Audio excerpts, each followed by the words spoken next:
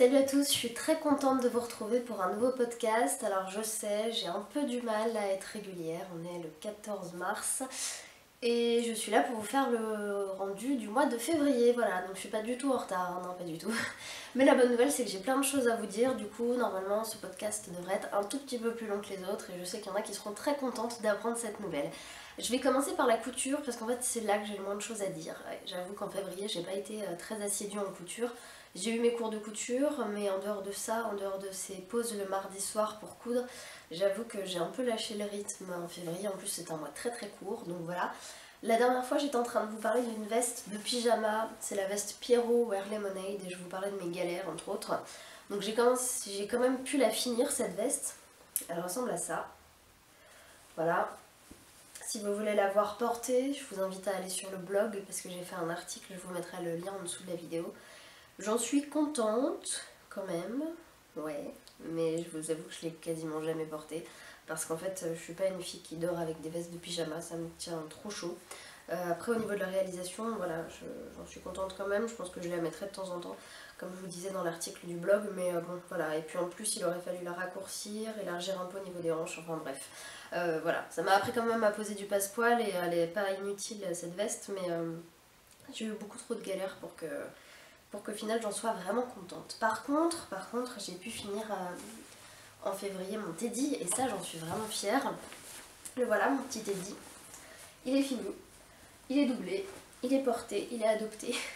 Il n'y a que au niveau des boutons pression où j'ai un peu pataugé dans la colle, enfin, je sais pas comment on dit. Bref, je me suis un peu plantée, mais je pense que c'est parce que je maîtrise pas encore très bien la pince. Il faudrait que je remette un coup de pince parce qu'il y en a qui se barre en fait quand je les mets. Donc pour l'instant je le porte mais je le ferme pas. Celle-ci par exemple elle menace un peu de partir. C'est des boutons de pression prime, donc c'est celle que vous allez trouver dans n'importe quelle mercerie normalement si ça se passe bien. En plus avec la pince, je sais pas si vous voyez sur la caméra mais ça va faire une espèce de trou qui est pas forcément très joli. Donc je pense qu'il y a un truc que j'ai pas maîtrisé comme il fallait, de toute évidence. Mais à part ça, enfin je me dis si c'est que les boutons de pression à changer ça va. À part ça, ce teddy j'en suis ravie. Il est hyper cool, voilà, il me va bien, voilà, parce qu'il a été fait sur mesure. Heureusement que ma prof de couture était là pour m'aider dans toutes les galères qu'on a pu connaître au niveau du patron. Mais grâce à elle, voilà, j'ai pu le terminer. J'adore la doublure. En plus, comme je vous avais dit la dernière fois, c'est un espèce de molleton à l'intérieur. Enfin, je peux plus vous le montrer du coup, mais c'est une espèce de polaire, donc il est chaud et il est parfait pour la mi-saison, là, en début mars, quand il fait un peu chaud, mais pas trop et tout. Et du coup, voilà, j'en suis très très contente et je pense qu'un jour, quand j'aurai le temps, je m'en referai une version dans un tissu plus fluide, parce que j'ai vu des teddy avec des tissus un peu satinés, avec des petites fleurs qui sont magnifiques. Et je me dis, bah pourquoi pas, parce que là c'est vrai que c'est un teddy plutôt épais, ça fait plus veste de fin d'hiver. Mais pour le printemps, m'en refaire un dans un tissu plus fluide. Après, le problème c'est que le patron est tellement galère et que du coup, vu qu'on était dans le cadre des cours de couture, j'ai pas trop fait gaffe à ce qu'on modifiait ou pas par rapport au patron original. Mais bon, voilà, c'est une idée, on verra. Après des patrons de teddy, il en existe plein d'autres, donc si c'est pas celui-là, ce sera un autre. Mais en tout cas, voilà, j'en suis fière. Je sais qu'il y a eu pas mal de couturières qui ont connu des galères sur ce patron de Teddy Rosa Wear Lemonade. Et je confirme, effectivement. Après, comme je vous disais, je ne pourrais pas vous dire quels sont... Je sais qu'on a eu des soucis au niveau du col, je vous l'avais déjà dit, parce que ça coïncidait pas. On a eu pas mal de soucis d'embus, de choses comme ça. Donc voilà, mais voilà, il est un peu truffé d'erreurs. Mais pour celles qui ont un bon niveau, je pense que ça peut passer. Pour les autres, c'est plus compliqué parce qu'effectivement, juste avec les explications vidéo et avec les explications papier, c'est un peu short. Mais voilà, après, il n'y a pas de raison, il faut se lancer. En choisissant pas forcément un tissu auquel vous tenez forcément beaucoup pour être sûr de ne pas le regretter si jamais ça se passe mal. Mais voilà, pour ce petit teddy. Après, en couture, qu'est-ce que j'ai fait d'autre? J'ai pas fait grand chose, j'avoue.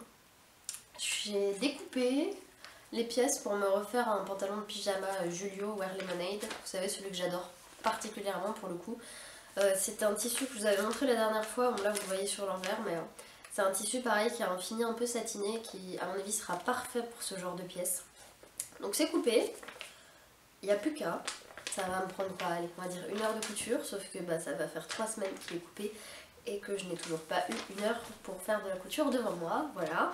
Donc il serait temps que je m'y mette parce que je prends du retard en couture et c'est pas top. Mais voilà, sachant qu'en plus j'ai déjà fait le patron, je sais qu'il n'y a pas de grosses difficultés, avec la surjeteuse ça va vite. Donc je devrais normalement le terminer bientôt et je vous le montrerai dans le prochain podcast, ça c'est sûr. Mais j'ai hâte parce que du coup, pour le coup, le pantalon Julio Wear Lemonade il est vraiment top. J'adore dormir avec, voilà, ça fait au moins 4 ou 5 fois que je le passe en machine. Il tient vachement bien, enfin, on est trop confortable dedans, il était facile à coudre. C'est un vrai bonheur, contrairement à la veste où là pour le coup c'est pas la même. Donc ça c'est pour la couture. Après dans les projets qui viennent, dans le cadre de mes cours de couture, j'attaque le pantalon safran. Ce soir justement j'y vais et on va prendre mes mensurations. Ça j'aime pas trop, je pense que je vais pleurer. Et puis après bah voilà, il va falloir s'y mettre. J'ai tout ce qu'il faut, j'ai le jean, la braguette et le bouton. Donc j'espère que ça ira vite, mais à chaque fois que je dis ça, ça va jamais vite. Donc on verra, mais voilà, j'attaque le pantalon. Et puis pour ma collection capsule de mars, sachant que c'est dans pas si longtemps finalement qu'il faut rendre les sujets, on se croira à l'école, je devais faire la chemise Melilo d'Irendo, donc bah oui, il faut que je le fasse.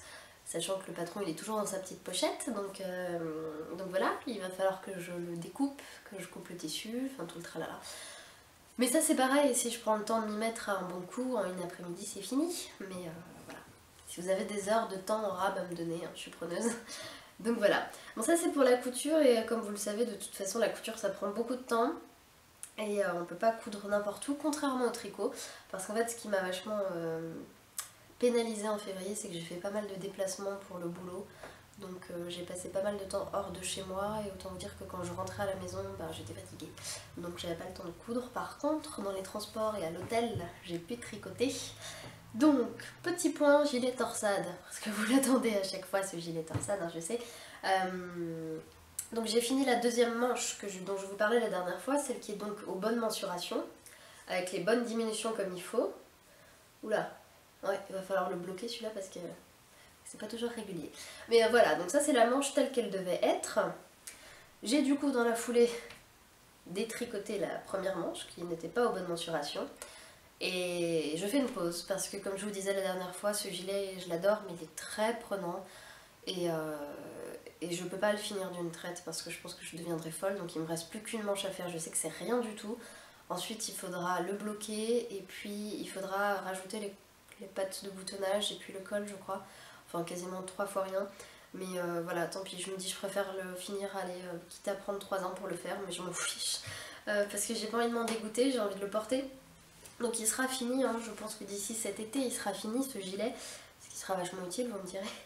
Mais voilà, je peux pas, enfin c'est tellement galère que je peux pas enchaîner les 2 manches d'un coup après avoir eu toutes ces galères. Enfin, si vous voulez connaître toutes les galères, je vous invite à vous référer aux autres podcasts. Mais voilà, donc celle-ci elle est finie, celle-ci elle est détricotée et du coup je suis passée à autre chose. Donc les autres choses, qu'est-ce que c'est La dernière fois dans le podcast, je crois que je vous disais que j'avais reçu de la laine pour vous faire un pull surprise. En fait, donc c'est de la laine que j'ai reçue de la petite épicerie. C'est une laine que j'adore, vraiment. C'est de la laine Essential Alpaga. Blend Chunky, c'est de Rico Design. Et attendez, je peux vous les montrer si vous voulez.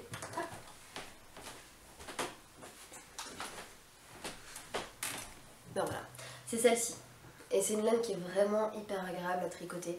Elle se tricote en 6 et elle est toute douce, elle s'effiloche pas. Enfin, vous pouvez la tricoter, détricoter, elle tient bien et je l'adore. Là, je suis en train de bloquer les manches du pull et ça a l'air hyper bien une fois que c'est bloqué. Donc j'en suis vraiment très contente de cette laine. Là, je l'ai prise en gris clair. Et donc avec cette laine, je sais pas si je peux vous teaser, hein, mais si je vais teaser quand même. J'ai décidé de patronner pour la toute première fois un pull, donc c'est une invention purement My Name is George pour le coup. C'est un pull qui sera dans ce point là, qui s'appelle le point andalou contrarié, si je vous dis pas de bêtises. Je le trouve magnifique. Alors comme ça à première vue il a l'air compliqué, en fait pas du tout, c'est juste un enchaînement de mailles en droit et de mailles en vert. Il n'y a pas besoin d'aiguille à torsade, il n'y a besoin de rien du tout, ça monte très vite. Là c'est donc le devant. J'ai fait les 2 manches en une semaine je crois, le devant en pareil très peu de temps, il est bientôt fini. J'attaque le dos et le col, j'espère le finir vite, il faudra vraiment que j'arrive à le finir vite. Mais voilà, Une fois de plus, les journées ne font que 24 heures et même si je tricote beaucoup, et ben, j'ai du mal. Mais en tout cas, j'ai vraiment hâte de vous le sortir, ce patron, surtout qu'il sera décliné en toutes les tailles. Donc voilà, il y en aura vraiment pour tous les goûts et je suis contente. Donc j'ai hâte. Puis j'ai hâte de le porter surtout parce qu'il est cool. Alors elle est pas très douce hein, cette laine. C'est un peu son souci. Elle est cool mais c'est pas la laine la plus douce qui soit. Donc on la portera pas manche nue cet été. C'est plus un pull pour l'hiver mais bon, du coup je vais le sortir en avril j'imagine le patron. Donc on va dire que c'est pour celles qui voudront prendre de l'avance pour l'hiver prochain. Qui conviendra. Je vous montre pas trop parce qu'après tout c'est un teaser. Je préfère vous garder un peu de suspense. Mais voilà pour cette petite laine. D'ailleurs j'en profite au passage pour vous montrer un truc pratique. Je sais pas si vous vous rappelez justement quand je vous parlais du gilet à torsade. Que j'avais eu un souci de laine parce que j'étais arrivée à court de pelote et que je ne me rappelais absolument plus de la référence des pelotes que j'avais utilisées. Donc depuis, j'ai un petit carnet qui m'avait été offert par Julie de Roule ma poule, un blog que j'adore et mes copines un peu dans la vraie vie. Et donc dans ce petit carnet, et ben à chaque fois que j'attaque un projet, je découpe les petits aiguilles là qui entourent les plots avec toutes les références, comme ça je sais quelle laine j'ai utilisée, quel était le bain de la laine, comment faut le tricoter, comment faut l'entretenir, tout le tralala. Voilà. Donc je note aussi au fur et à mesure mes rangs et tout le reste. Mais voilà, c'est le réflexe que j'ai pris depuis peu. Et j'avoue que c'est bien pratique parce que du coup... Et puis je note aussi le numéro des aiguilles que j'utilise parce qu'on m'a dit il y a pas longtemps que je tricotais très serré. Je m'en étais rendu compte. Hein. Et que du coup, maintenant j'utilise en fait jamais les aiguilles qui sont recommandées dans les patrons. Je fais des échantillons maintenant. Je suis devenue, ça y est, une bonne élève. Donc voilà, je note tout ça dans mon petit carnet et c'est très pratique. Puis en plus moi j'aime bien les carnets. Vous avez sans doute remarqué si vous allez souvent sur mon blog. Donc voilà pour ce petit carnet. Alors ensuite en tricot, qu'est-ce que j'ai fait d'autre? J'ai participé à un cours de jacquard parce que c'était quelque chose qui me tenait vraiment à cœur depuis longtemps. J'adore les pulls en jacquard et c'était une technique qui me faisait un peu peur. Du coup j'ai utilisé n'importe quoi. J'ai participé à un cours à l'atelier Pétula Green. C'est l'atelier de ma sœur qu'elle a ouvert à Dijon, rue Monge, où il se passe plein de choses très très cool et où il faut aller absolument parce que c'est vraiment chouette. Et du coup il y avait un soir un cours de tricot organisé par Lucie de la mercerie Le Lièvre Blanc, qui pareil est quelqu'un que j'adore. Et du coup j'ai pu m'initier au jacquard. Alors la bonne nouvelle c'est que dans le prix du cours il y avait de la laine. Parce que j'aurais pu venir avec ma laine, c'était indiqué, mais bon, vous vous doutez bien que si je pouvais avoir de la nouvelle laine, j'allais pas dire non. C'est de la laine Baby Bliss, c'est du cachemérino Aran.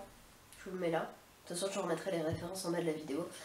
C'est de la laine absolument délicieuse à tricoter. C'est un vrai bonheur. Elle est comme ça, donc elle est assez fine. Elle est ni douce ni pas douce, mais par contre on sent que c'est de la vraie bonne laine et c'est un vrai bonheur à tricoter. Donc j'ai été initiée au jacquard. Alors à la base on devait tricoter le bonnet, j'ai oublié le nom, mais c'est un bonnet avec des moutons dessus. Et l'idée était rigolote, mais je me suis dit en fait c'est bête parce que je ne le porterai jamais. Donc autant tricoter un bonnet que je porterai. Donc j'ai cherché des modèles sur Ravelry pendant des heures et il n'y avait rien qui m'inspirait. Surtout avec le nombre de couleurs que j'avais. Jusqu'à ce que je tombe sur le e-book Carnet d'hiver d'Alice Hammer. C'est en fait un petit condensé de plusieurs modèles de bonnets, d'écharpes, de châles, de ponchos à tricoter. Et il y avait dedans le bonnet de Jack. Donc le bonnet de Jack il ressemble à ça. Voilà. Donc ça c'est mes tout premiers débuts en jacquard. Je galère un peu, surtout que voilà, je tricote très très serré. Donc du coup c'est encore plus serré. Mais je suis plutôt fière de moi à l'intérieur parce que j'arrive à bien faire suivre mes fils. Je m'embobine pas trop je trouve. Et voilà, donc j'ai hâte de le terminer, même si quand il sera fini ce sera plus du tout l'époque de porter des bonnets, mais c'est pas grave. Donc j'adore les couleurs, je suis très très fan de ce bleu canard, de cette espèce de jaune moutarde et de ce mint là. Donc voilà, je suis plutôt contente de moi. Du coup j'ai feuilleté le e-book que j'ai acheté. Il y a pas mal de projets que je pense que je mettrai en route dans les prochains mois. Et voilà, donc ce petit bonnet Jacques, j'ai hâte de le porter. Le câble est trop petit pour que je l'essaye devant vous, mais je sens qu'il va être canon. Voilà, donc je suis contente. Et puis voilà, je suis tombée complètement amoureuse du jacquard. Je suis pas encore très sûre de moi, hein. Je pense qu'il y a des choses que je maîtrise pas comme il faut. Du coup, me lancer dans un pull tout de suite, je sais pas trop si j'oserais, mais pourquoi pas voilà, recommencer des petits projets comme ça en attendant de mieux maîtriser la technique, quitte à ce qu'on me remontre un peu le B à bas. Donc voilà, et puis lors de ce cours avec Lucie, j'avais pas les aiguilles qu'il fallait, enfin bref, elle m'a prêté ces aiguilles circulaires à elle, qui sont des aiguilles interchangeables en bois laqué. Et alors, le bonheur, la révélation de ma vie, elles sont tellement agréables à tricoter que du coup le lendemain j'ai filé en acheter. Parce que déjà, de une, les aiguilles circulaires interchangeables, ça veut dire qu'on change, on a plusieurs, dans le paquet en fait on a plusieurs longueurs de câbles. Donc ça c'est hyper bien parce qu'on peut tricoter à la fois des pulls et puis des tout petits bonnets avec. Et donc du coup je les ai prises en 4, 5 et 6 au niveau de la grosseur. Voilà. Et mais c'est surtout que la matière là, ce bois laqué, je sais plus ce que c'est comme bois et puis c'est pas marqué, j'arrive pas à retrouver. Mais c'est tellement agréable à tricoter, c'est un vrai bonheur. Enfin, c'est un peu comme si, je sais pas moi, bon, vous allez vous moquer pas de moi, hein, pour le boulot on m'a envoyé au salon de l'auto à Genève, du coup j'ai les références de voitures en tête. C'est comme si vous passiez d'une vieille Twingo toute merdique à une Ferrari quoi en gros. Bref, c'était la référence un peu Jackie Tuning de cette vidéo. Et donc du coup bah voilà, j'ai filé les acheter et j'en suis vraiment contente de ces aiguilles. Je sais pas pourquoi je l'ai pas fait plus tôt. Parce que jusqu'ici je tricote avec des aiguilles circulaires en espèce de bambou comme ça. Elles sont très très bien, hein, je dis pas le contraire, mais en fait ça dépend des laines et en l'occurrence pour celle-ci, le bois laqué comme ça c'est parfait. Donc voilà, je suis contente de mon investissement et je regrette pas du tout mon achat.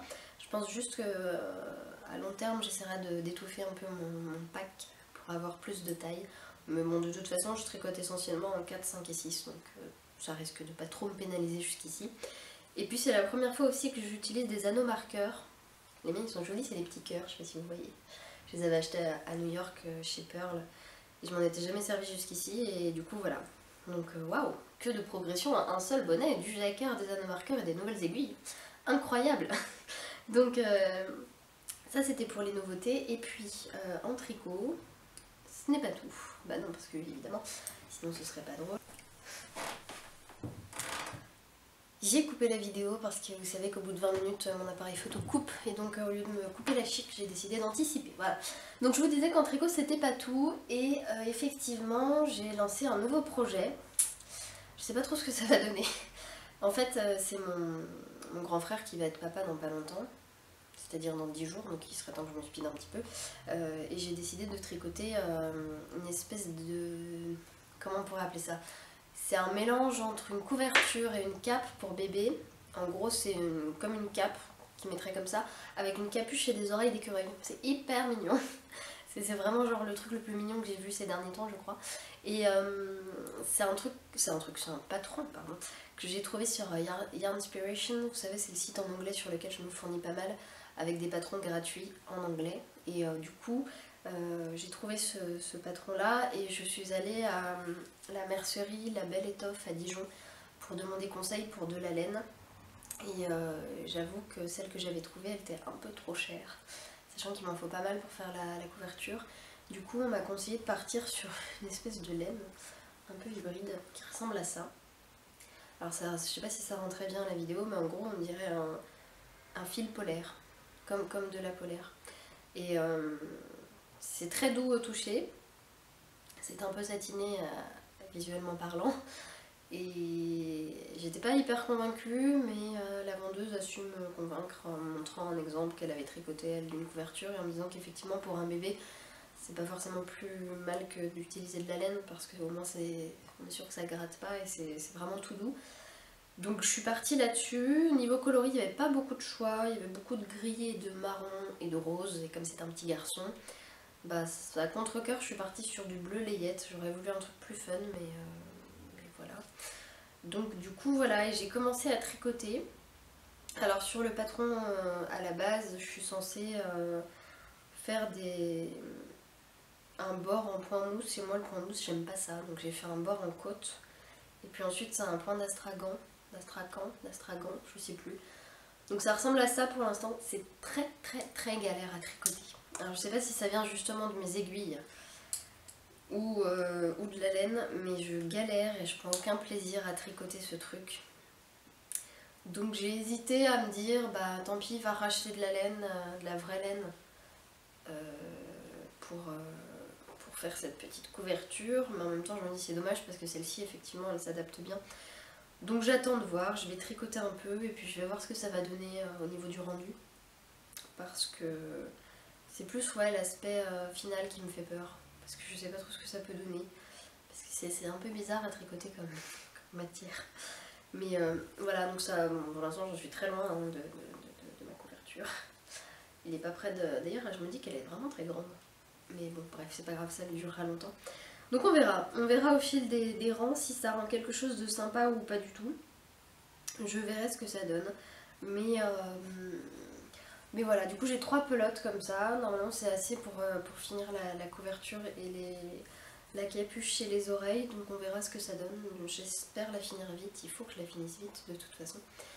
Donc voilà, en plus elle sent un peu le plastique. Donc il faudra que je la bloque aussi, de toute évidence. Pour histoire qu'elle soit vraiment nickel quand je l'offrirai au bébé. Mais voilà, je vous tiens au courant. Je sais pas trop. Vous avez déjà tricoté des trucs comme ça, vous? Parce que ça m'intrigue. Ça m'intrigue. C'est pas désagréable, hein. Enfin, quand je dis que je prends aucun plaisir à tricoter, c'est parce que je galère un peu avec les aiguilles, mais au toucher, elle est vraiment pas désagréable à tricoter. Après, ça change. Voilà, ça change. Et d'ailleurs, j'avais une question à vous poser à propos du blocage pour mon pull surprise dont je vous parlais tout à l'heure, que je vous remontre pas parce que c'est une surprise. À votre avis, est-ce qu'il vaut mieux bloquer un pull après l'avoir assemblé ou bloquer pièce par pièce? Parce que là, quand j'ai bloqué les manches hier, j'ai pourtant essayé de tricoter de la même façon, mais j'avais un écart de 3-4 cm entre chaque manche. En gros, il y en a une qui faisait 42 et l'autre qui faisait 46 ou un truc dans le genre, donc j'ai essayé de rattraper comme je pouvais au blocage.